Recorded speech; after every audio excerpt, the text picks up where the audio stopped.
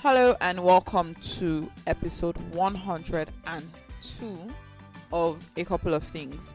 Today's episode is going to be a UX episode, customer experience product, and I'm going to be talking about how you can start thinking about your support, customer support, as part of the user experience. Practically, what you can do.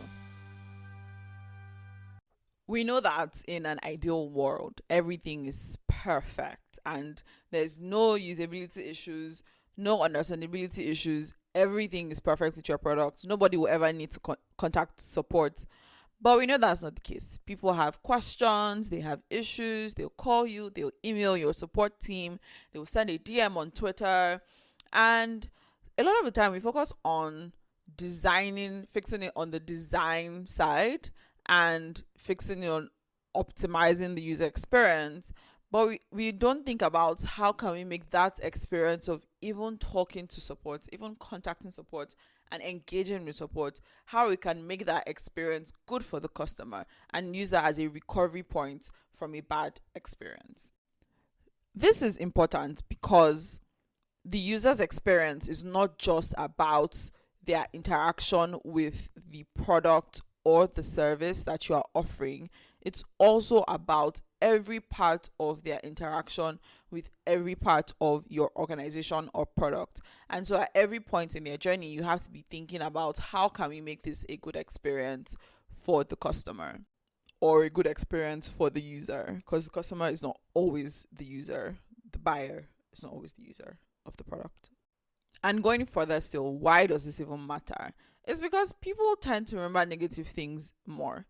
If I use your product or use your service or buy things from you often and I have no issues whatsoever, the one time I have a terrible experience will definitely negatively color every previous experience I've had with you if it is not handled properly, if the recovery is not great.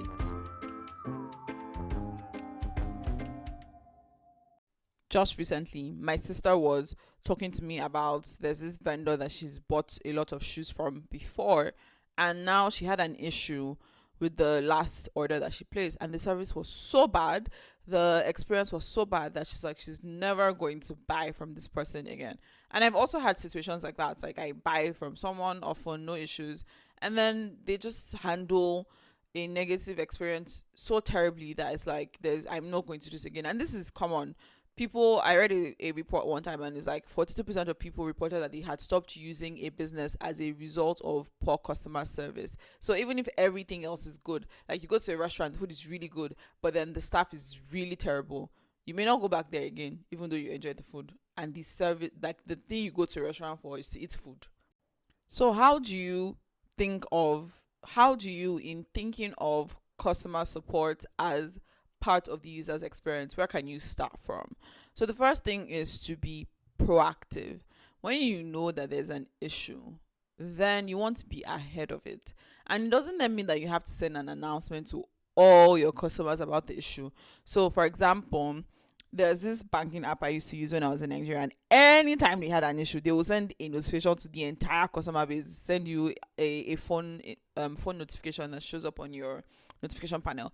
And I always found it so confusing. Like, I am not using this app now. I maybe have not used it that whole day or in the 2 days before, and every other month or whatever, I'm receiving a notification that something's wrong. That doesn't inspire confidence in me. What you need to do is when I open the app, that I should see, oh, there is an issue. People may disagree with this, but I feel that if there's always an issue, you don't want to be notifying people all the time. Don't send me an email telling me there's an issue. If you know there might be an issue, like, oh, you're running maintenance and I won't be able to access the app, that's a very different scenario. Like, oh, at so time to so time, you will not be able to access the app. But when it's not something that you planned or prepared for, and there's an unexpected downtime, if it's not something that people are using every single moment of the day, then I don't think it's advisable, especially when it's something that's happening too often. I don't think it's good to be notifying people all the time, because it doesn't inspire confidence in your products. Instead, only notify people who are like super users of the app, or when they open the app to engage with it and say, oh, there's currently an issue, we're working on it, and it should be resolved in whatever amount of time.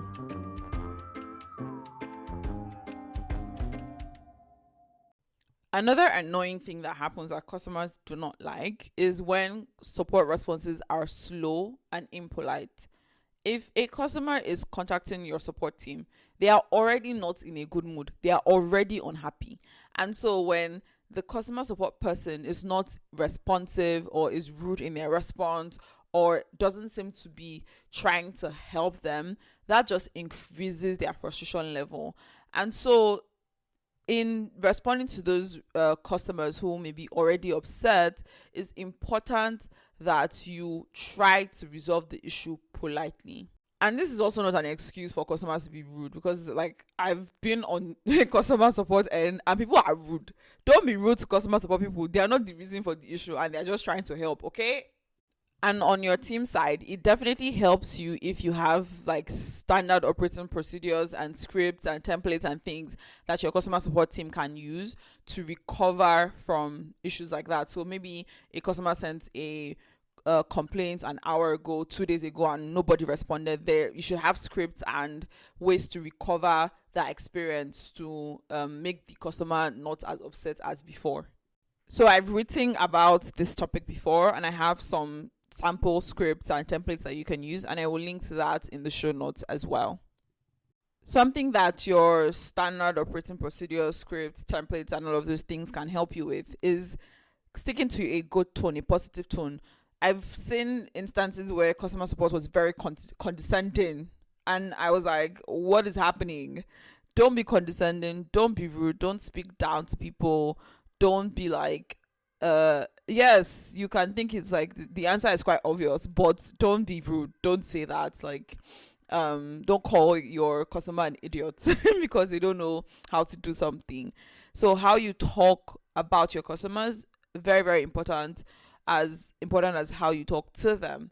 So maintain respect for the customer as much as the customer also needs to respect the person that they're talking to on the team end.